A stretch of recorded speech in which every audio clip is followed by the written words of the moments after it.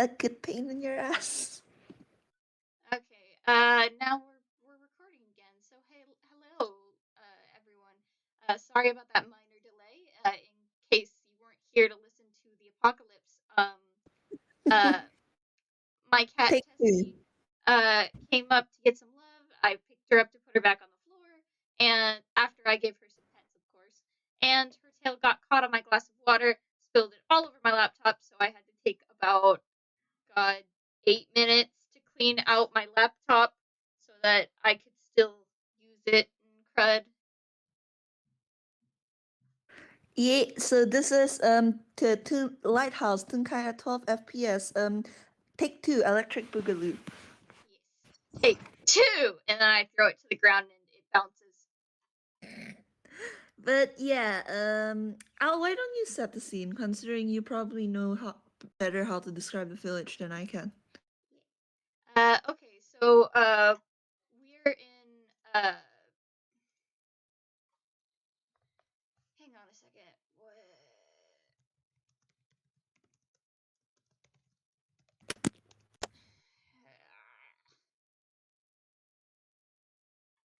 What? Okay, so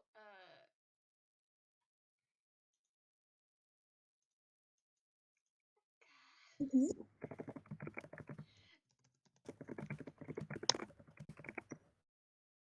okay, so uh we're in Sukimura, which is the name of this town by the ocean, and Mm.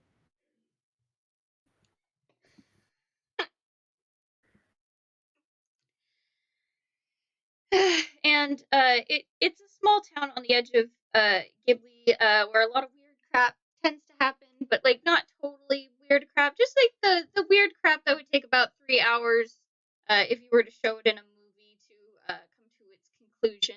And it's mostly ocean themed, and in this town there lives a fair amount of people, and uh, the person who we're looking in on today is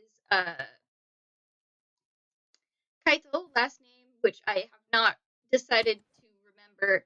So,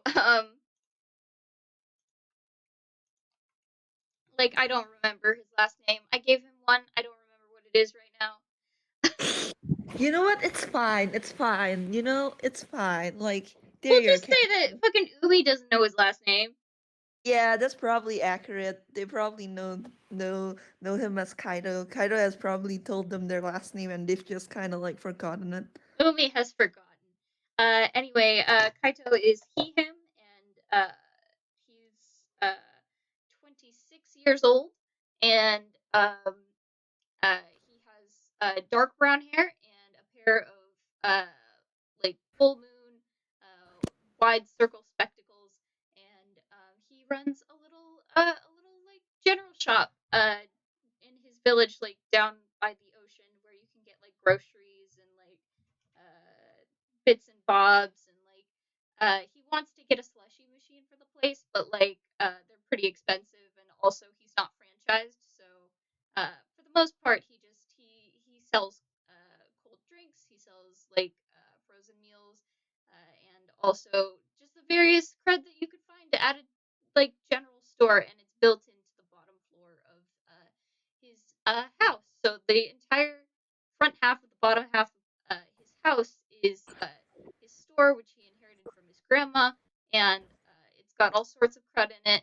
And the second floor is the living space, and um, it's actually close to the end of the day. It's about 7 o'clock. The sun is starting to set, and we're getting all these lovely sunset hues fall into as the sun falls into the ocean, and it's painting the entire town kind of pink and orange.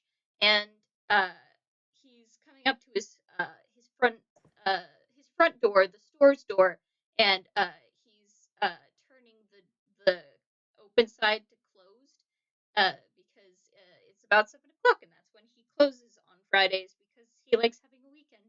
And um, he's just done that, and then he locks the doors.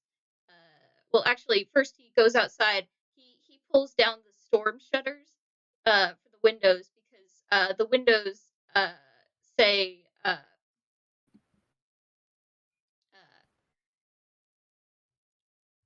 Matsuko's on them, and Mhm. in fancy, like pretty script, and that's the name of his grandma. His grandma's name was Matsuko, and uh, he is inherited her store, so he brings down the storm shades because he heard it was supposed to be kind of windy tonight, and he wants to protect the glass. And then he goes inside and he flips the sign, and he's about to lock the door. All right. I guess Kaido roll perception. All right, let's take a look. I'm like, he doesn't have a stat sheet, you dink. Wait, he doesn't? No, I haven't made him one. But He, the dice say that he notices immediately. oh my fucking god, that's not 20. You know what? You know what? Consider the kind of character Kaido is. Like, of course, he notices immediately when like a small figure pulls himself out of the ocean. He stops and he's about to turn the deadbolt, but he something catches his eye, and it's sort of a weird white glint instead of the pinky orange that he's like seeing as the sun sets into the ocean. And as this little figure starts coming closer and closer, like it's just a little spot in the distance, because the shop is close to the ocean, but not like so close that like uh, they get like smashed up in a big storm. So he blinks, but he's got good eyes and he's got glasses. So then he opens the door, closes it behind him, and he takes off his. He's wearing an apron, like a store apron. He takes it off and tosses it over the banister, and walks down the the stairs, and he starts jogging down the road to the beach, still keeping an eye on that little figure. And the little figure like slowly like starts getting closer and closer. And Kaido, you see a very familiar child, not not swimming in the ocean this time. They're actually like sitting on the back of a sea turtle. And Kaito is squinting until finally he can make out the details of Umi, and his eyes open wide, and he smiles and kind of he waves, and then he stops jogging and he starts actually like running, and he doesn't shout out to Umi because he knows that Umi's not the type to shout back anyway, but he waves both his hands uh, in order to try and get Umi's attention. And I'm gonna roll perception for Umi, which should be okay. Come on, Ocean Child. That was almost a nap. All right. With a 26 in perception, like Umi like catches notice of you quickly enough, Kaido, and they wave their hand at you as well to kind of like show you that they've noticed you before they hop off the sea turtle and start swimming to shore. All right, so Kaido finally reaches the end of the road, and then he quickly takes the stone steps down onto the beach. And after about like 5 minutes, you guys are walking, swimming, but like this is cut quickly. So like in this terms of the show, we get a sense of how quickly these two are trying to reunite. Kaito comes to the edge of the water and then starts walking in, and Umi comes up out of the water, and the two of them sort of like meet where the shore meets the sea. Yep, yep. That did not make me emotional. Shut up. And Umi just kind of like spreads their arms and hugs like Kaido's middle because Umi is a child and that is the only part of Kaido where they can actually reach.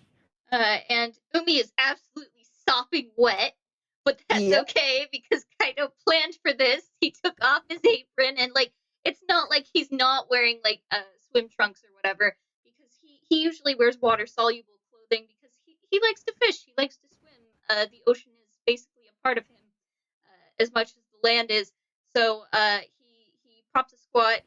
He sits down.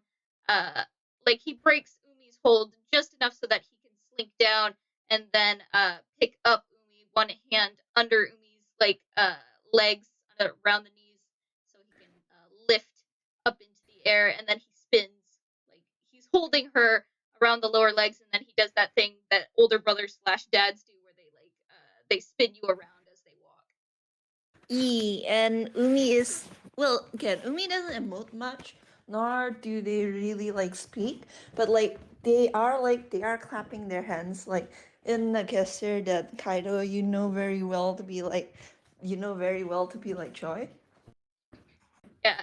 Uh, like to anyone else, maybe Umi doesn't look like she's emoting very much, but to Kaito, who has been around Umi a fair amount, this is the equivalent of Umi giggling and fucking like shouting happily. So he's just like, "Hey, hi, I missed you. Where were you?" Umi signs back, was meeting a friend. Oh, did you have a good time? Yeah, I found a cool sword. Oh, you found a sword, huh? That sounds dangerous. And Kaito then sets them down on the beach and shakes off a couple like spare droplets, and uh, he um he says, "So how did you get back? Did you swim or did you take the bullet train or?" Umi just looks at Kaido like they're a little stupid and says, "Swim." I swam back, of course.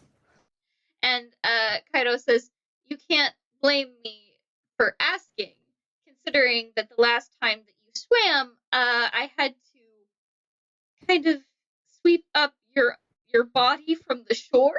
It was like that pelican in that video game that I showed you." Umi, Umi's, Umi's like again. Umi doesn't emote much, but their nose like crunches up a little bit, and like hey, and like they're like in a kind of huffy way. Hey, don't be sour at me. Come on, I don't mind Umi, having to pick you up from like nearly being completely waterlogged, I guess. Umi like exhales like gives it a Bump. little snort. And then they kind of put their still dripping wet hands into Kaido's hair. Oh no, why would you do this? Oh, my one weakness, tiny hands. And he's still like grinning though. Umi is like messing up Kaido's hair. Oh, come on. Oh, and his hair is in its usual low ponytail. And it's kind of plastered down, like weighed down by the sea breeze. Uh, but he's keeping an eye on the horizon, and he's also looking at Umi, and he says, "Oh, wait, hang on. You just swam all the way here from the mainland. Are you cold?" Umi shakes their head. No, they aren't cold. All right, all right. Have you at least eaten something? Umi pauses to think about it, and then signs shellfish. Raw or cooked? They they like don't answer. All right, that's what I thought. It's been a while since you came back to the village, since you came back to Sukimura. So, uh, how do you feel if I made my special clam chowder? Umi blinks. And then they most magnanimously, like in the most merciful of acts, they stop messing up Kaido's hair. Yeah, would that be good? Yeah, this They is know. good.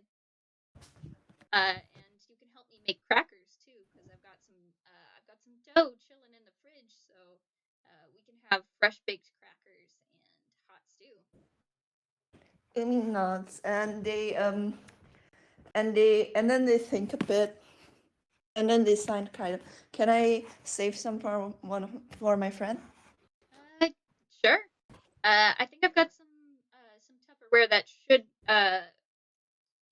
keep everything fairly fresh. It is seafood, so make sure that you get it where it needs to go. Uh, uh, your your holding space. Not every Ghiblian has a hold space, like a subspace type thing, but Umi does, and Kaito has a small one, which is mostly just his ginormous man pockets. There is a brief cut to like one of the very first times like Umi has met Kaido and Kaido was just like, oh, hold up, and then just started digging into his never-ending man pockets. Yeah, and he pulled out an entire umbrella out of his man pocket, like Yeah. fucking Mary Poppins. Yep. And since this is Toonkind, that's actually fairly restrained for what you can see a Toonkind do. But in Ghiblian terms, that's kind of outrageous because the most reserved Ghiblian of Ghiblian toons will only be able to carry what a real kind can, but like in an E. exaggerated way. But Kaito's got a little bit. He's got a little bit of extra flavor in him, though he doesn't seem to notice. E. So And like yeah, like Umi and Kaido are kind of similar in the sense that Umi can't like put a whole boat in their hammer space, but they can like carry bigger stuff than most Ghiblians. It's aided by the fact that they're a kid, and if you've ever been a kid or had a kid or known a kid, their pockets are literally internal. yeah, like kids can carry so much crud, man. It's Yeah. insane. And it's just like, would you like a book and a rock and also this small pipe? And I also got you a stick, and it all came out of my pocket that is 2 inches by 2 inches.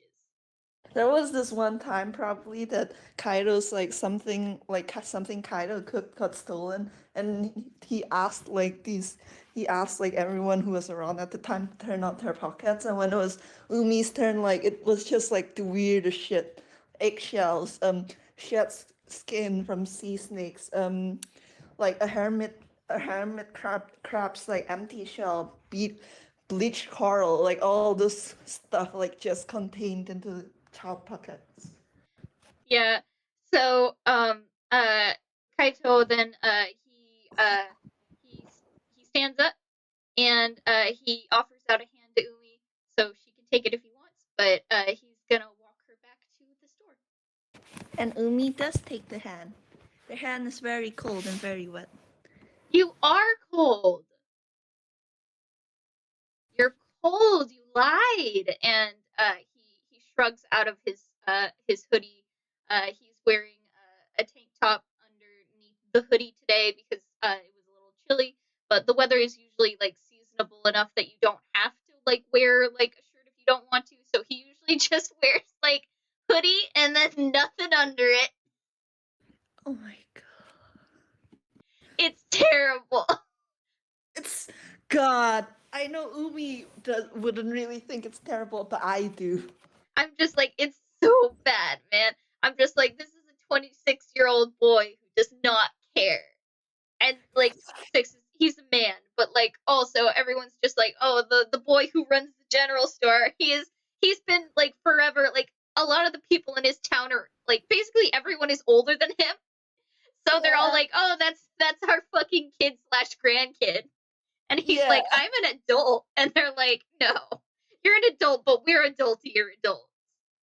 I have to ask, has there been at least one occasion where Kaido walked into town with holding Umi's hands and the reaction were just, you have a child? Am I a grandparent? It was I think only like once or twice, and it was when uh it was like when Umi and Kaito like first met because he insisted that they go into town because he had discovered that Umi only had like one fucking set of clothes and no pajamas because Umi is a wild child from the ocean, and he decided that that was unacceptable, even though he continuously walks around in only a hoodie and with no shirt. Kaido, it's unacceptable for you not to wear have more clothes. Umi signing slowly. You're not wearing a shirt. And he says, but I'm wearing a coat. Umi taking out. Oh my god. Hey Al, do you think Kaido might have given Umi like their blue raincoat? Oh, definitely. Like that, the blue raincoat was when Kaido was like, "All right, if you don't get more clothes, you at least have to get some type of coat to keep you warm." And Umi thought about that, thought about it real hard, and then immediately picked the one thing in the store that does not fucking keep heat in. Kaido in pain. Don't you want any of the other coats? Umi shaking their head and like hugging that coat. He at least talks them into a set of rain boots. Yeah. Do they ever wear it? I'm sorry, Kaido, no. Although, in fairness, Umi does drip water all the time, so wearing shoes is. The rain boots are more if she's going into like some type of territory where it would cut up her feet. Yeah. Yeah. So like Uh, they're clear blue rain boots and they match the raincoat, and they are for, he has stressed this, if you are in a dangerous situation where you could cut yourself, you need to wear the boots. He has extracted this promise. he has indeed extracted this promise. Will Umi keep it? I will definitely roll a history. Write down on your sheet that she has a pair of rain boots that add AC +2. Oh, okay. So she doesn't wear them, but she has them. Yep. It's like, will these ever get used? No, because Umi's that committed to the bit. But if she ever did, they'd be helpful. Yeah, and in fairness, like once again, like even if they do wear the rain boots, they probably can't wear it long because they're constantly dripping. They're constantly tracking water everywhere. Like sooner or later, those rain boots are gonna fill with water. Yeah, I'm just picturing that Umi's walking around with rain boots full of water, and there's like a fish in there. Yes. They like walk there. There has been a point where they walked up to Kaido's store like that, and Kaido's just like staring at the boots. Yeah, and then Kaido goes, "All right, hang on a sec. You can pour the fish. You can pour your fish into this bucket and come get them afterwards." Yep. The fish is now in a little glass bowl in Umi's hammer space. They named the fish. Quick, what is the silliest name I can think of? They named them mouse bubbles. They don't have good naming conventions. Oh, they named the fish Water. You know what? Yeah, they named the fish water. So we have bubbles and water. Which one is the fish? Uh, Which one is the mouse? yeah. The If it bubbles. helps, we can say that the fish's name is Mizu because that means water in Japanese. God, do you know Umi actually is sea in Japanese? Yeah, so we've got sea, water, and bubbles. Oh my God, And Giblins hate this child. yeah, Kaito isn't about to tell Umi how to live their life and how to name things. So they've been walking back this whole time, and Kaito is holding her hand. And then they come up to the front door of the store, and he says, "I was just about to lock up, so you can come on in with me."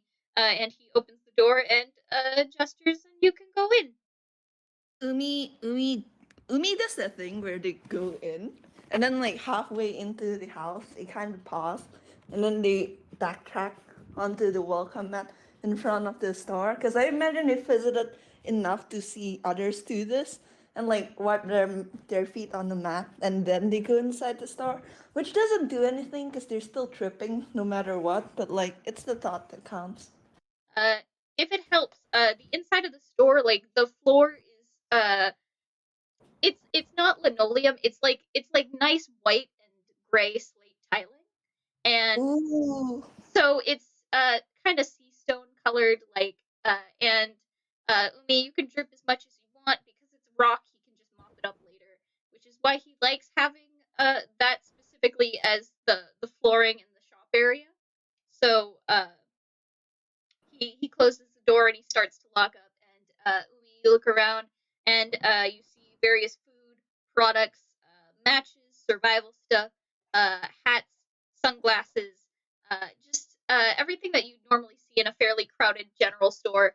And you also see the door that you know from past experience leads off to the side and then leads back to the back half of the house, and that's where the staircase that goes up to the house part of the house is. Mm-hmm. And Umi, like again, Umi's been here for a while, so like they just enter the house and they're kind of like, and they track down the kitchen and they kind of wait expectantly outside it. And finally, after about 5 minutes or so, Kaito comes up because he finished locking up, and he takes off. Like he gave his hoodie to Umi because she was cold and kind of wet, and so Umi's got that around her shoulders right now, and he comes up and he's still wearing his tank top. He comes inside and the radiator is on, which is in the it's sort of there's a cozy light from a couple of lamps.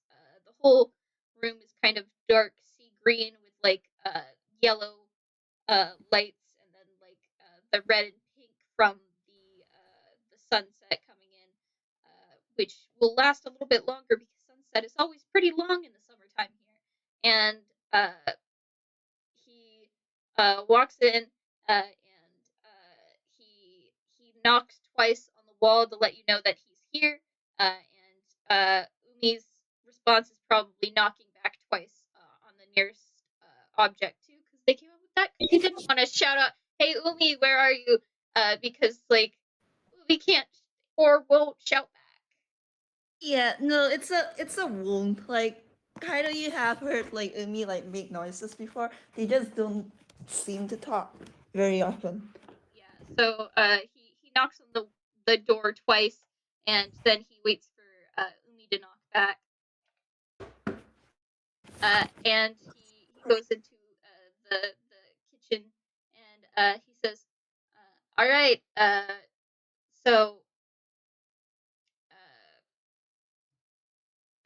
looks like you found your way in here. You know what we do while we're in the house, right?" Umi blinks up at Kaido. I'm gonna make a history check just to see if they do remember what they do in the house. Yeah. 21. All right, you definitely remember this. And he says, "You wear the house slippers." And um, he's you can see that from where he came in, he's put on his own pair of house slippers, and he holds up Umi's, which have been abandoned by the door, and he says, "I know you don't like shoes, but I've got wood flooring in here, and I'd like to keep it nice and mostly dry. And you know these slippers have charms on them to help soak up water." So like basically, she can wear them and they'll feel completely dry and they'll keep her from dripping all over the wood flooring. E-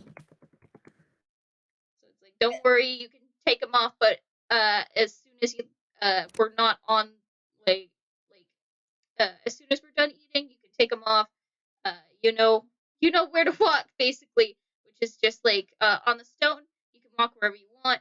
On the wood you gotta wear slippers. e- On the wooden carpeting, like because he's got rugs. e. And Umi wears it because as much as Umi wears it because they like Kaido. They like Kaido.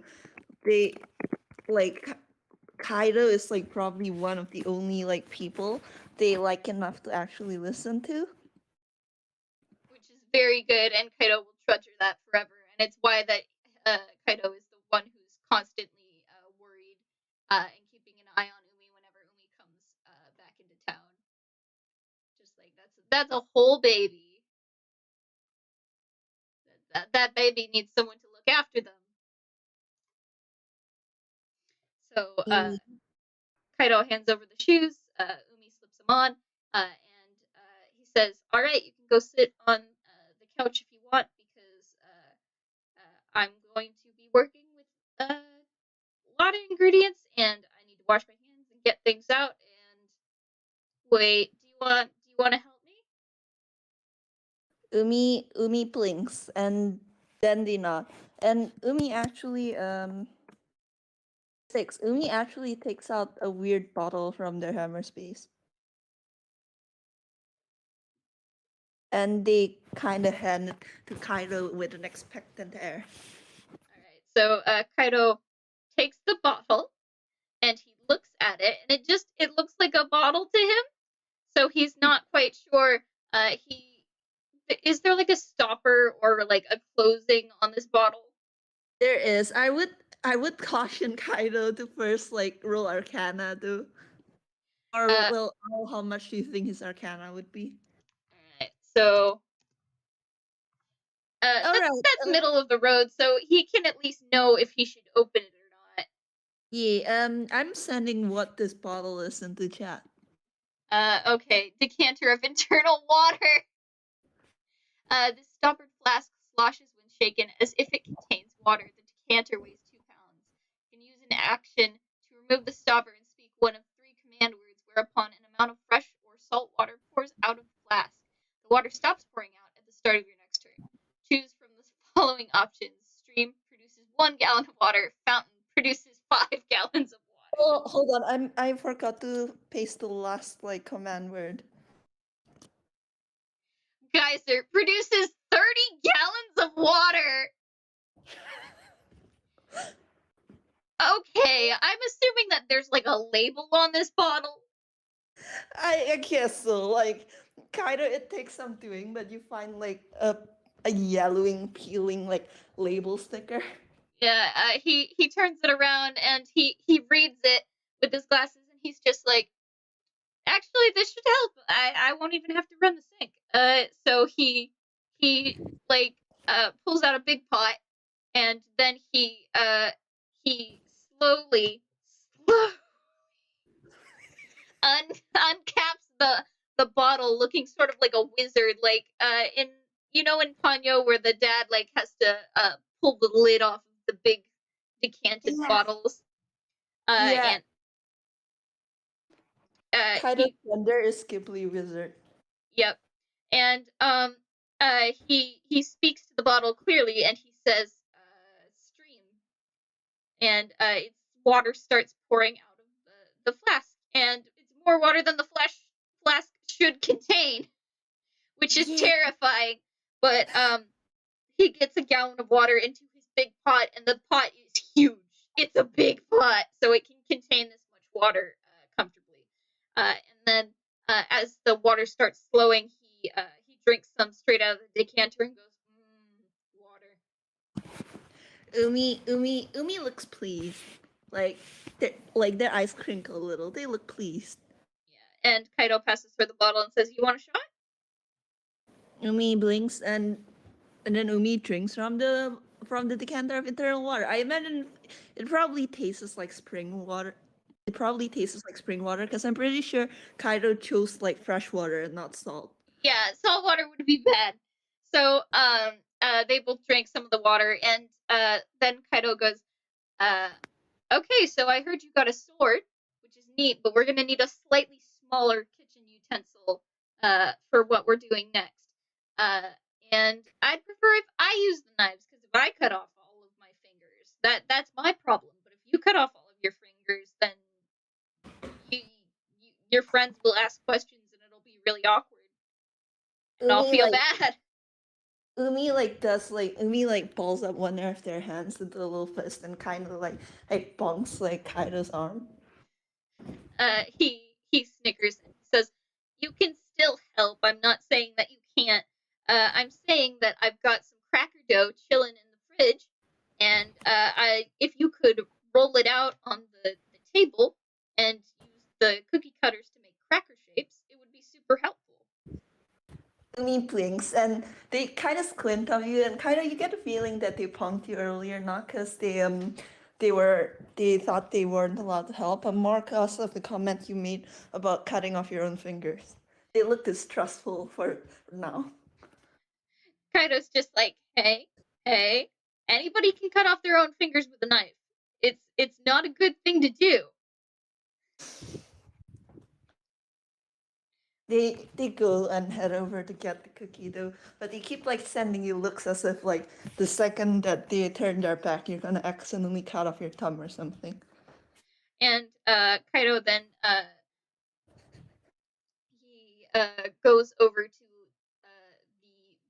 the after Umi is done with the fridge, he goes over to the fridge and suddenly he is a whirling like back and forth of fish, clams, shrimp, just basically all sorts of like fish, and then like there's also vegetables and onions, and he's using the appropriate separate knives so that we don't get cross contamination or anything. But he's cutting and chopping, and basically he's prepping ingredients, and he's doing all of this with a lot of concentration on his face.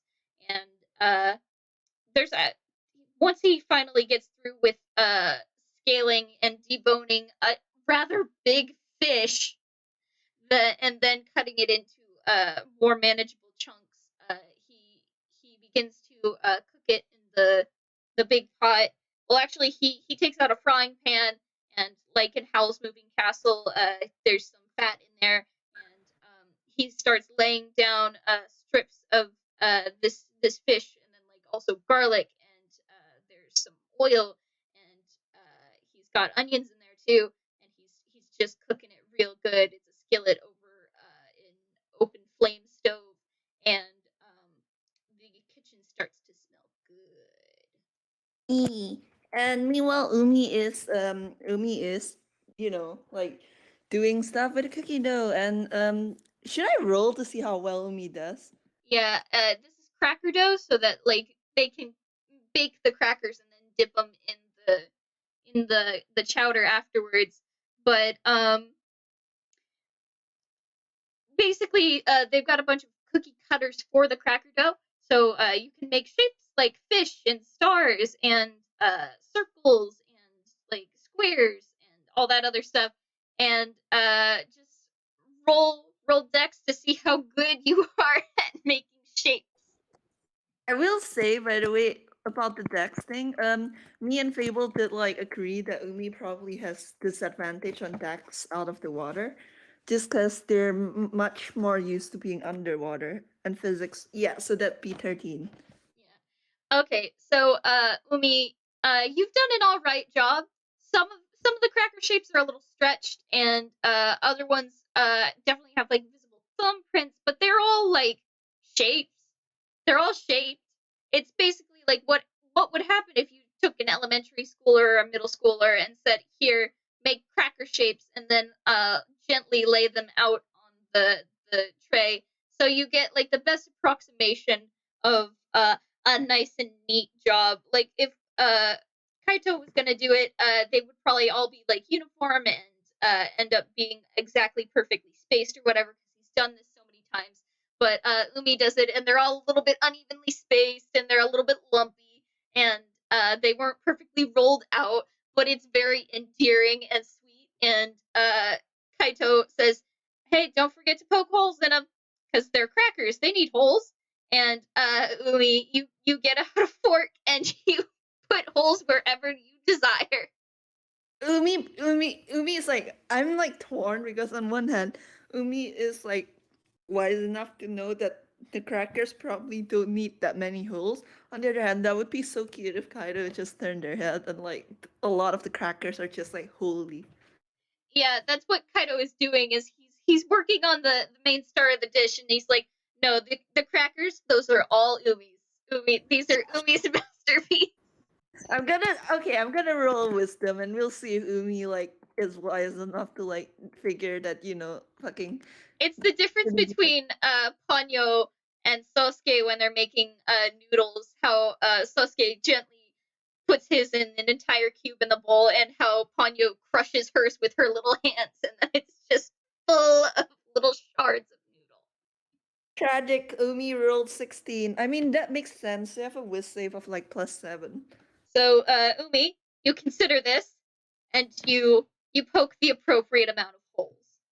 They poke the appropriate amount of holes, except for one like cracker, which they poke a lot of holes in because it's what Ruby would want.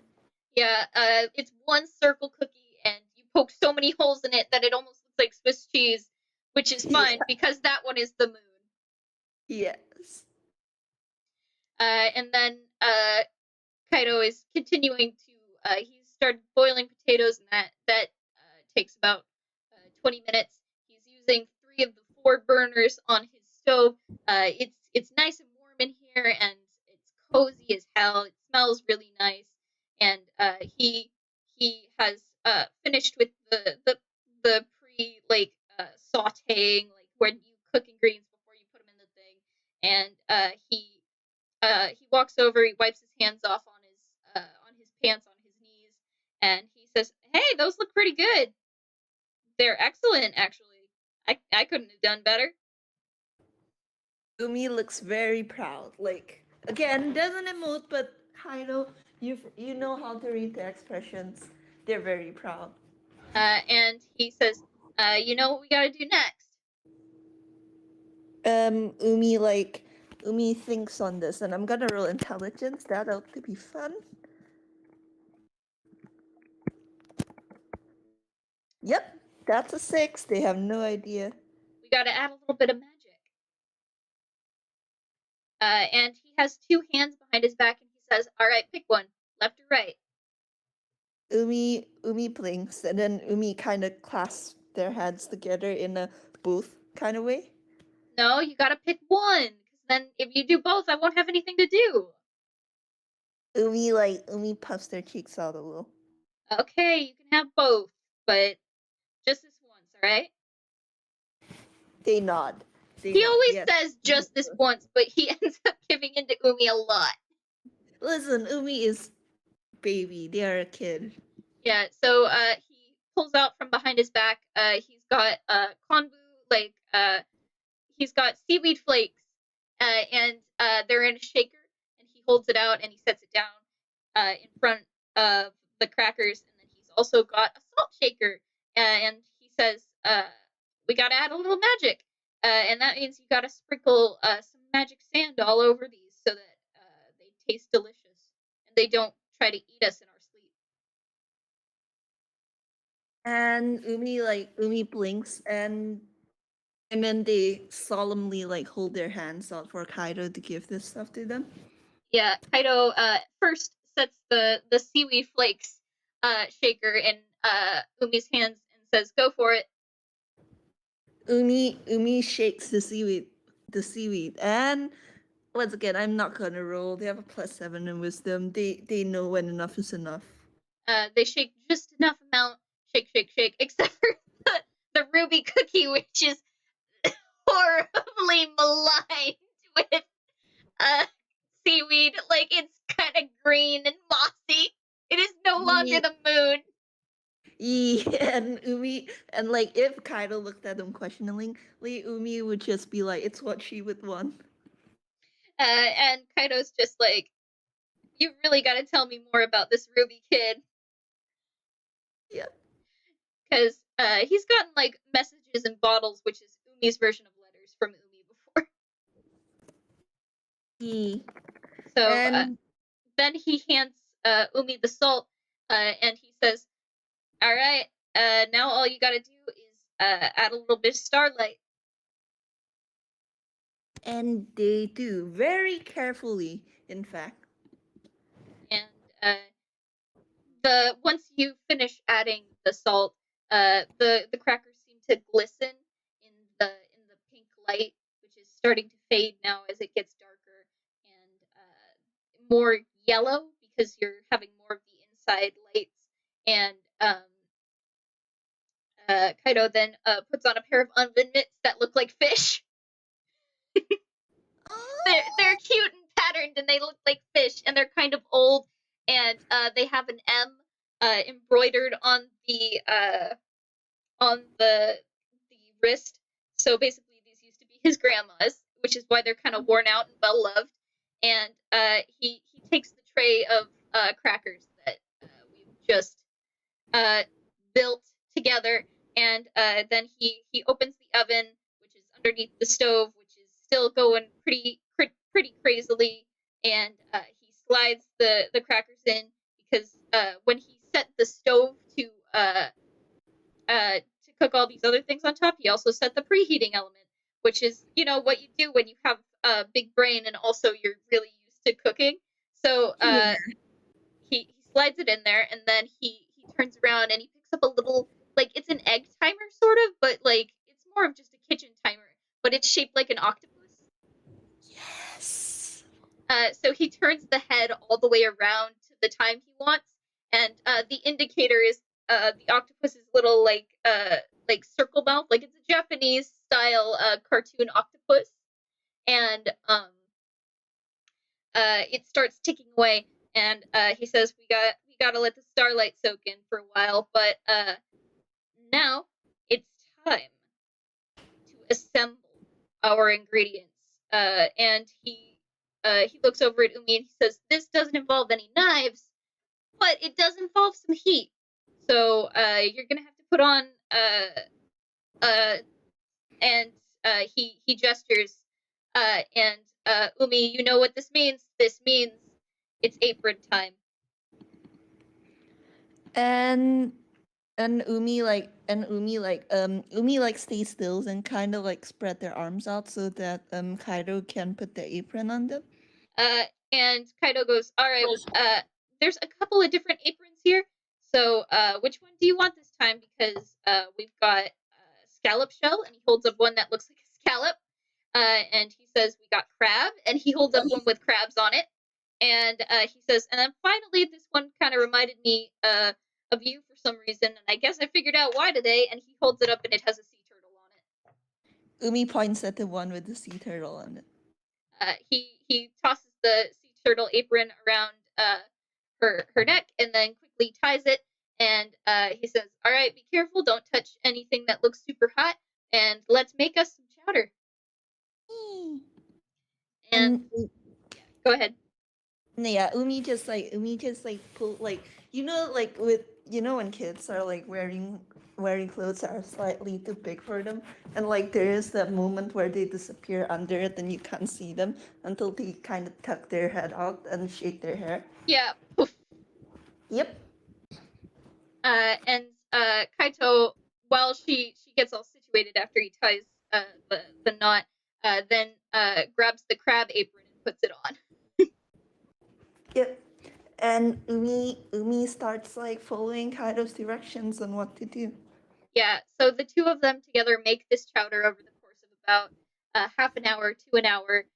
They take out the crackers on time when they finish, and the octopus starts beeping, and he leaves them to cool on a further counter that's closer to the sink, and then eventually they poured everything from its separate pans into one big pot, and it's just bubbling like some type of potionous concoction, and it smells really good. And he's adding different seasonings, and then he takes his big wooden spoon that is also shaped like a fish. Oh my god. Oh, I'm dying. I'm dying. His grandma had a theme, and he never bothered to replace anything. Whenever he gets new kitchen stuff, he tries to make it fit the theme. Yeah, I know. So he stirs the chowder, and it's really kind of gloppy and viscous, but in a delicious Studio Ghibli stew kind of way. And like, you look at this and it makes you want to eat it directly out of the pot, but that would probably be really bad because you'd burn yourself. But he looks over at Umi, and he hands Umi the big wooden spoon after blowing on it, and says, "Does it need anything?" And Umi blinks and stares like solemnly before shaking their head. They think it doesn't need anything more. "Well, you gotta taste it." Umi blinks and then Umi opens their mouth for like Kaido to like give them soup. Kaito then takes the big spoon, and the edge of the spoon comes in, and Umi, you kind of like open your mouth big wide, and then like surround the spoon with your mouth, and then the spoon slides out, because like that sort of like in Ponyo, where Ponyo is like, after you stir the drink and then you take the spoon and you're like, ha! Yep, you, exactly.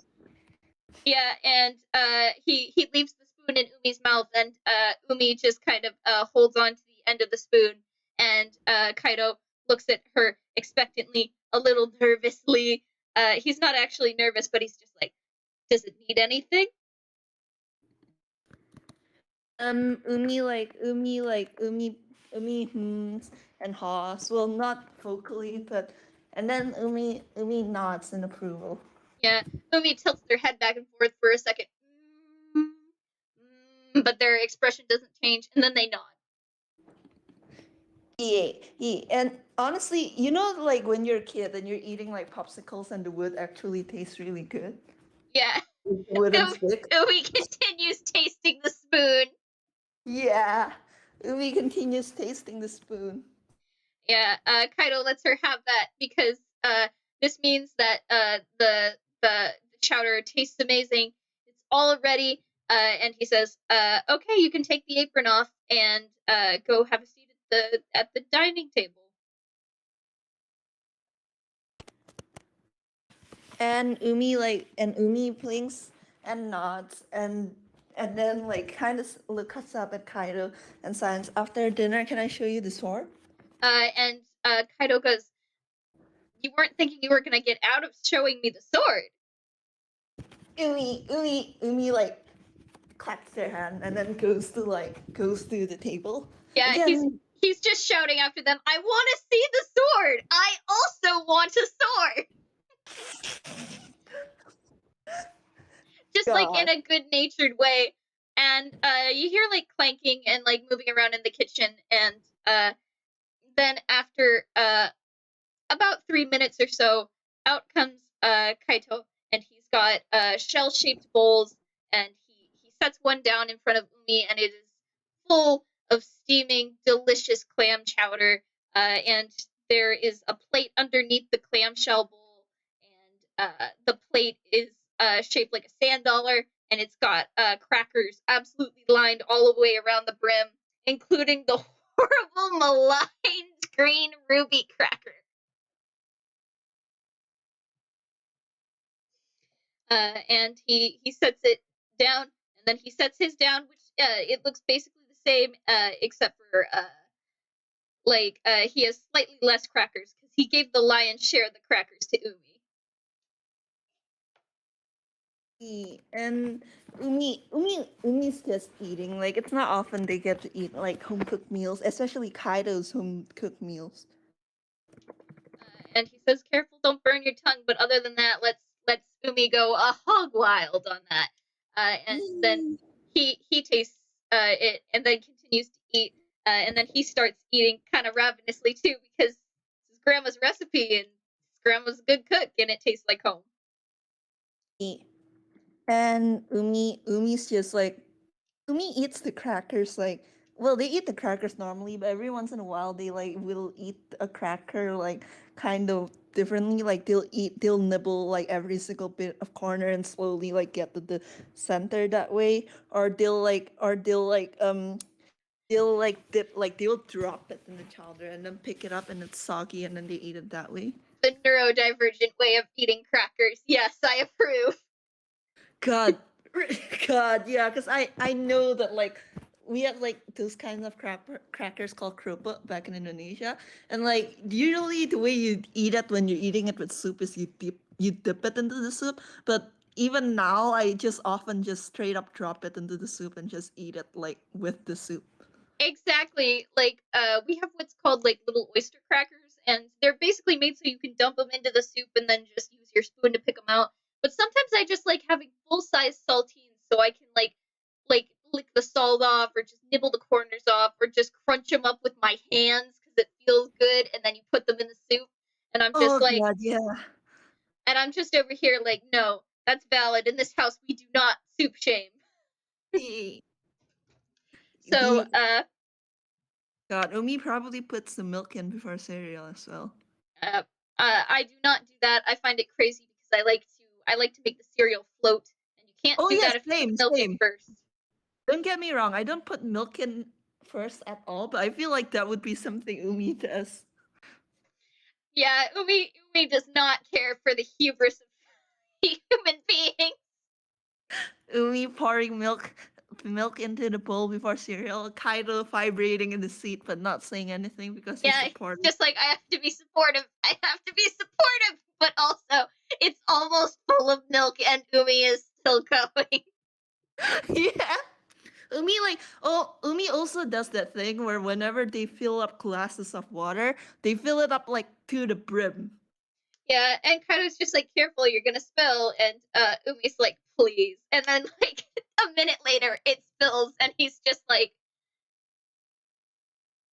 and I'm betting that was the reason why Umi has to wear the charmed slippers in the house, because he was like, okay, so try to keep your feet off of the hardwood when you're dripping, okay? And Umi was like, yes, I can do that, and then just trailed water everywhere. And he was like, you're gonna warp the floorboards. I'm very sorry, but does it help if the slippers are shaped like dolphins? It does help. It does help. Like when Kaido had given it to Umi, there had been like this long moment where Kaido could literally see like the war between slippers bad, shoes bad, hate wearing shoes or slippers, and dolphin shaped though. Dolphin shaped though. And there are two wolves inside of you.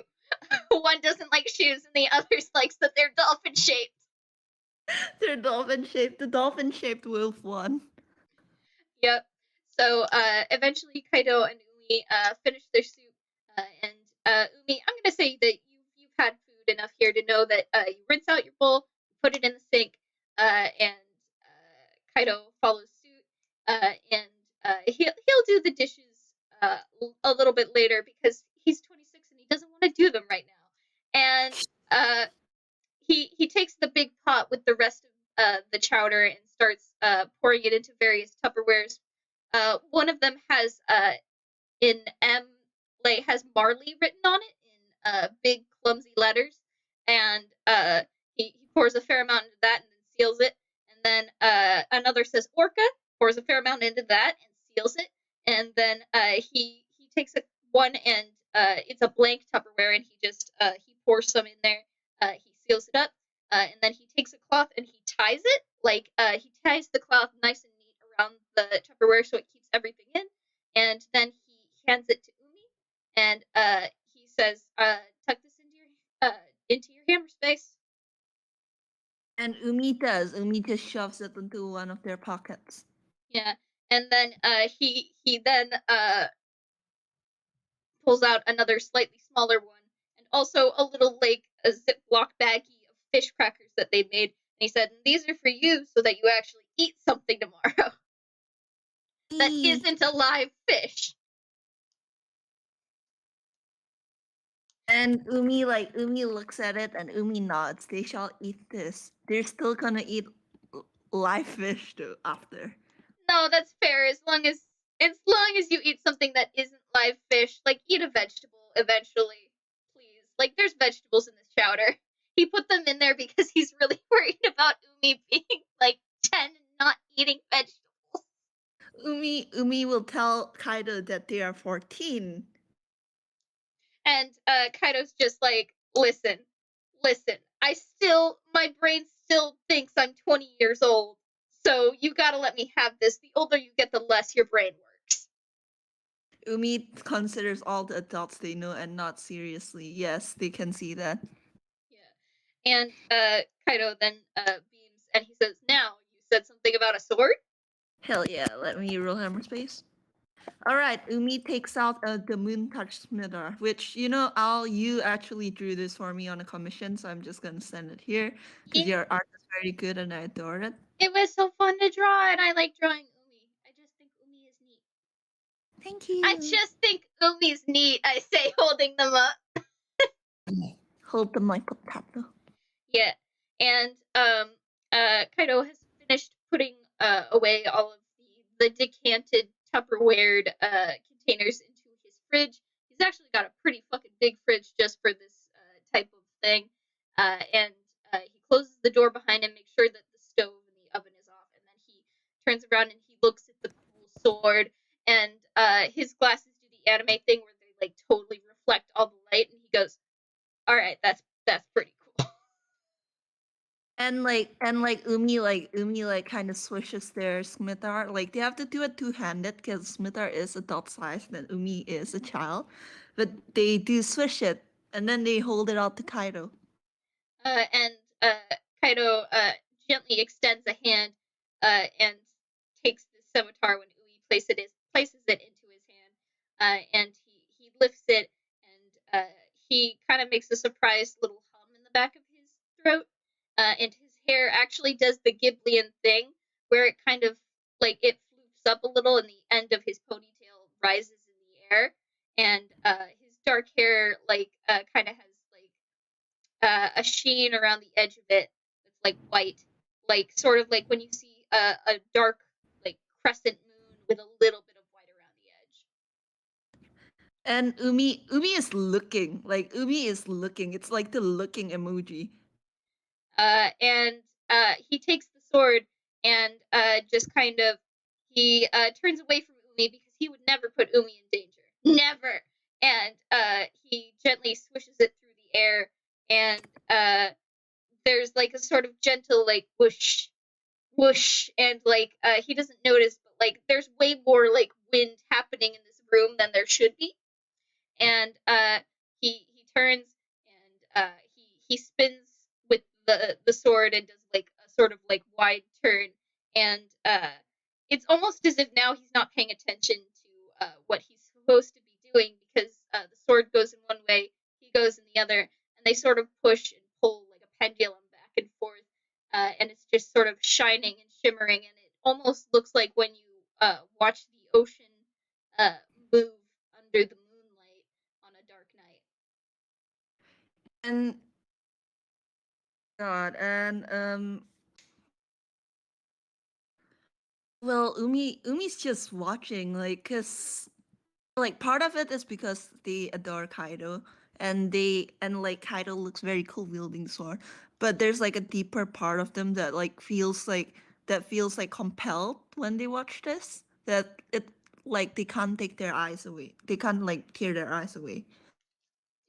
And he eventually stops holding the sword out evenly, and then he tilts it in his hand so that it falls point side up towards the ground, catches it before it does, and then he hands it back to Umi, and his eyes, which are normally sort of like gray, are closer to white right now. Like they're a lighter gray rather than a darker gray. And he says, "That thing is so sick.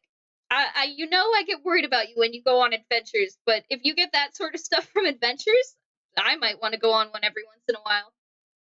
Umi signs. I also found some gold. Oh, you found gold, huh? Did you I bite give it it to to make sure it was real?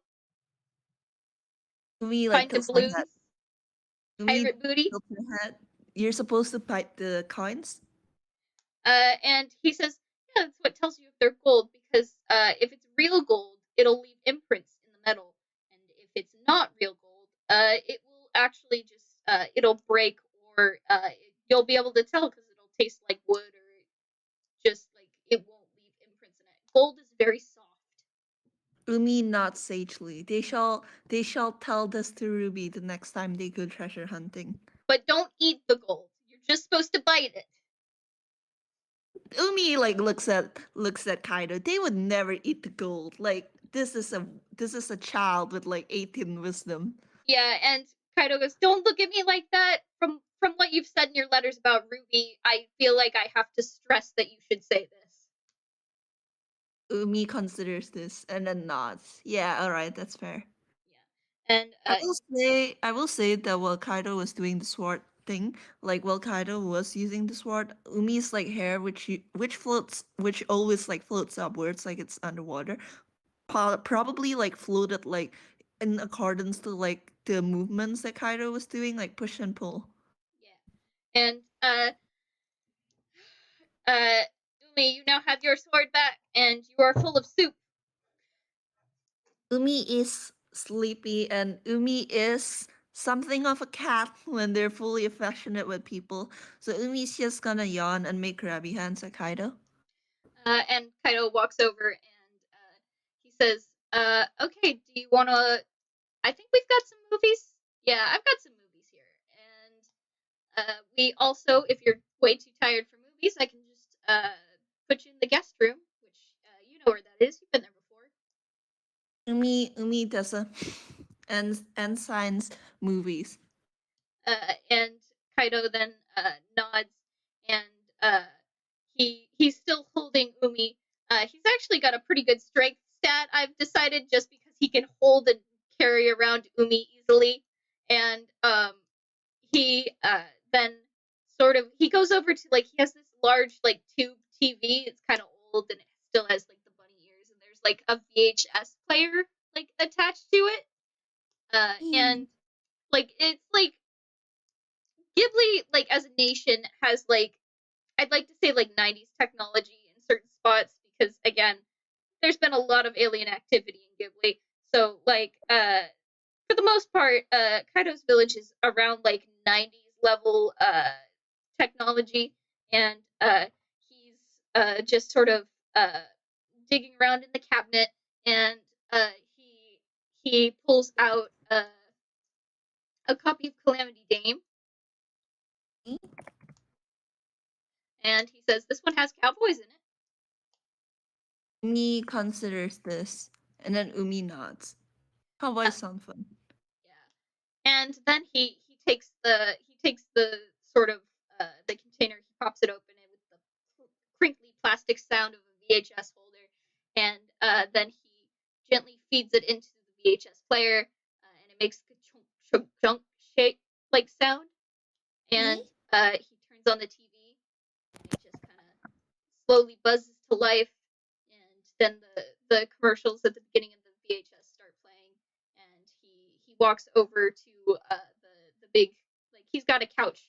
He's got a big lumpy couch with like a granny doily slung across the back of it in his living room, and he sits down and he arranges Umi so that she can sit next to him.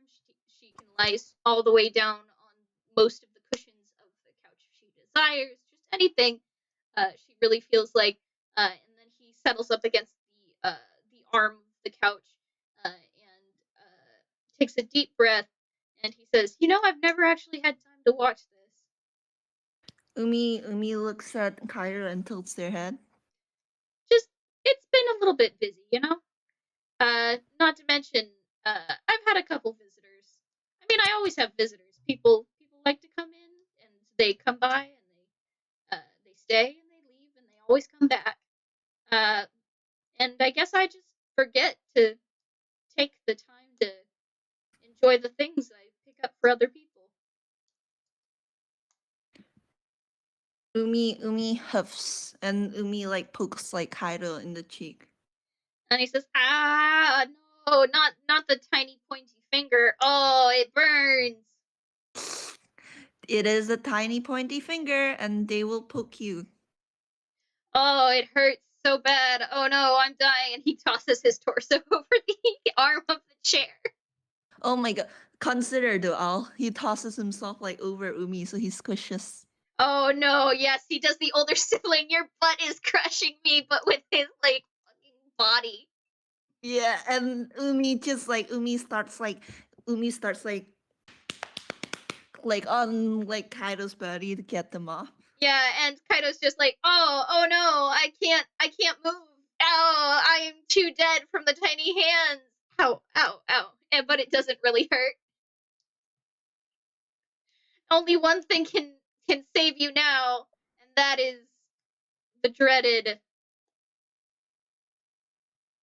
The dreaded. And And Umi just like the dreaded. he reaches out a hand, and then he catches Umi under the chin and tickles. Umi like does like a little like surprise giggle snort before they're like squirming like no, like they're squirming away. Yeah, and now Kaito is the one who is on the offensive. So he tickles a little bit, and then he says, "Now we are even." Umi like huffs, and then Umi like kind of like gently like slaps like Kaito on the cheek and to like move his head to look at the TV. Yeah, I'm watching. I'm watching. I just hey, I find people a little bit more interesting than movies. And oh wow, that dog has a sword.